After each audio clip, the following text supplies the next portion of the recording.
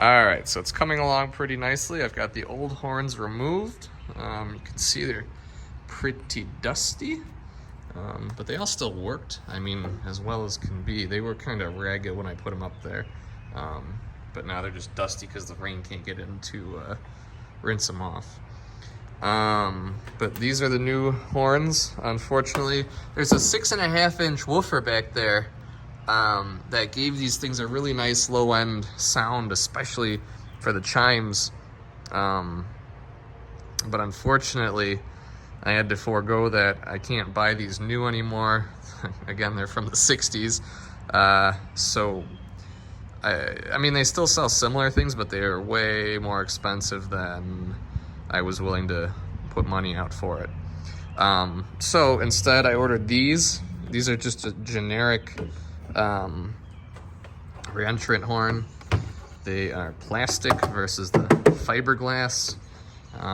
They come with a plastic mount that's just about useless. These are from MCM, or Newark, I think they're called now.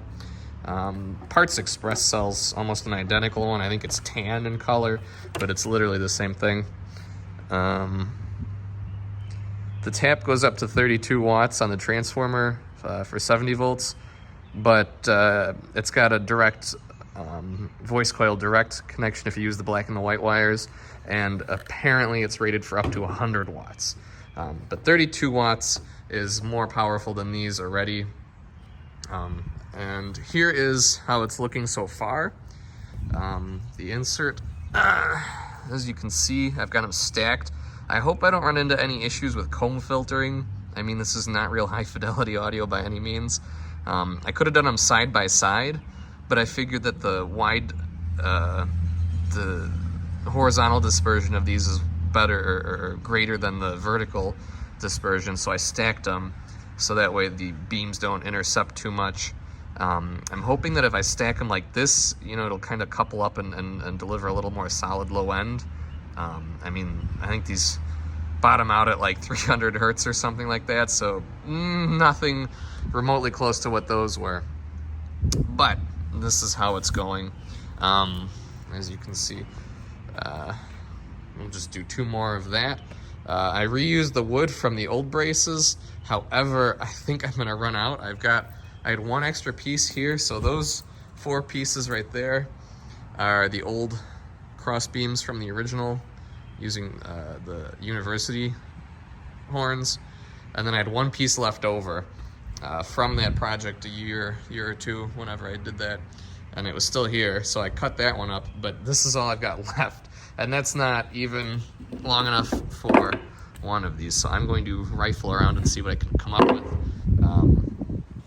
But hopefully I'm able to get this all assembled and reinstalled today, because I do not want to have to go back up there again, because I'm gonna have to close it up in the meantime until I get this done, and I just don't want to do that. So I also want to get this up and going and see how it sounds. Hopefully it's not too disappointing.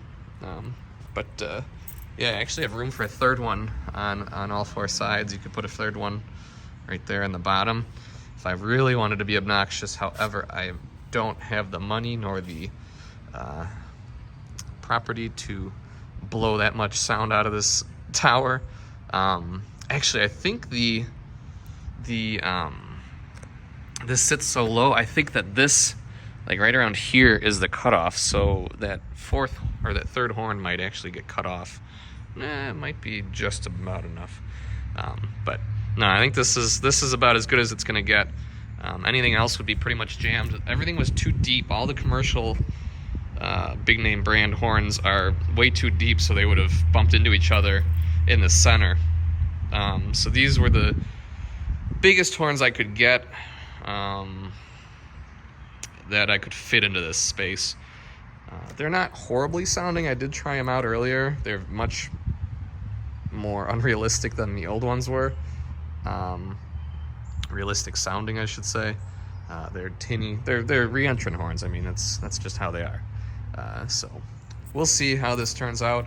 Hopefully I can scrounge together enough wood scraps to get the last set mounted, because once I'm done with this one, that'll be the 3rd one, and then all I'll have is 1 more.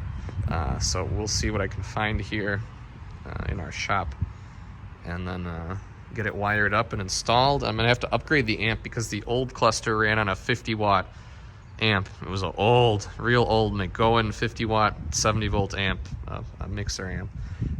I've got another one, not another McGowan, but a much more powerful. It's like 125 or something like that. Still not enough, I think, if you do the math. 32 watts times 8, I don't know it off the top of my head, but I think it's like somewhere, I may sound like an idiot here, I think it was somewhere over 300 watts in terms of draw. We're not going to be pushing it that hard, but to where it would draw the full rated wattage, but I want to have that headroom. So at some point I'll get a proper amp behind this. Again, it's all high frequency stuff, no real low end anymore. Not that these put out that much to begin with, but yeah, we'll see. I just need to get these mounted and then reinstalled in the tower. This is something else. I gotta fix that. That's temporary. But yeah, so we will see how this goes. I will update as we progress.